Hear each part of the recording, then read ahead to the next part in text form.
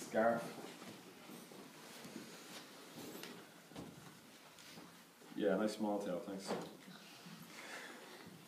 It's not a bath sheet. It actually is a bath. It's a bath towel, not a bath sheet. Put a sheet in the bath for you.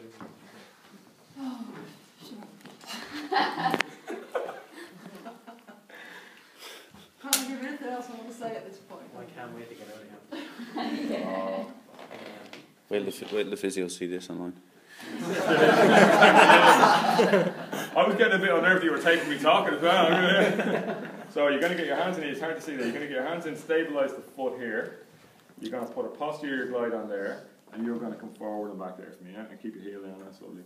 If these chairs aren't level, which is a bit of a pain in the ass, now I've got to keep a little bit of glide on it, so a little slower for me so I can... See the way I'm trying to exercise a little bit of ass control. My pressure is pushing the foot forward, and I'm trying to keep a glide on by sitting my hips back as you come forward. That's for restricted. Sustain it, yeah. Huh? Restricted what you... Restricted dorsal flexion. So they might have a little pinch in the front of the ankle. You know, again, it's weird with this, you've got to be careful because they might have a little tiny pinch and in their head it's fucking broke or something like that. And you know, you reinforce that belief, huh? You're not closing that joint even more than that. Yeah, but I'm doing it with a glide on it. I'm doing it with the glide on it. So I'm hopefully, that's the idea of the mulligans. You are getting into those functional positions they can't get into, but you're doing it with various accessory glides to see will they help. If it doesn't help, do you do it? Mulligan technique, right?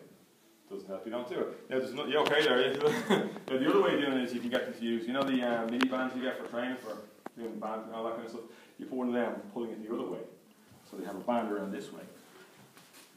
Pulling it back there, pulling the ankle back that way, and they do it there. Yeah, no, that's fine. So we've got both. We've got both. Which one do you pick?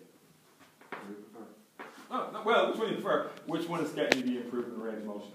So, mulligan technique should have, and someone's going to get asked this in the video, Shane is now. Mulligan should have PIL, P-I-L-L. Instantaneous, long lasting. Pain-free, immediate effect, long lasting. Okay, and that's kind of, we know to use the technique because it's not contraindicated and it has that. Pain-free, immediate effect, long lasting. Is that acceptable as long as it's pain-free after ankle injury? Yeah, absolutely, yeah. You know, if the ankle is broken, it's acceptable. If you just broke it yesterday, no, it's not. So that's the thing, it's no contraindications. It's pain-free, it gives us an immediate increase in range, which is kind of what you were asking. And when you look at mulligan techniques, a lot of them don't make sense, but if it works, it makes sense. If you know what I mean, that's kind of the only rule you need. You can make it. I think like you with the term, what are you doing with the joint? It doesn't matter. Is it getting the range? That's all you need to know. Beneficial in the high sin. Huh? Beneficial in the high sin case?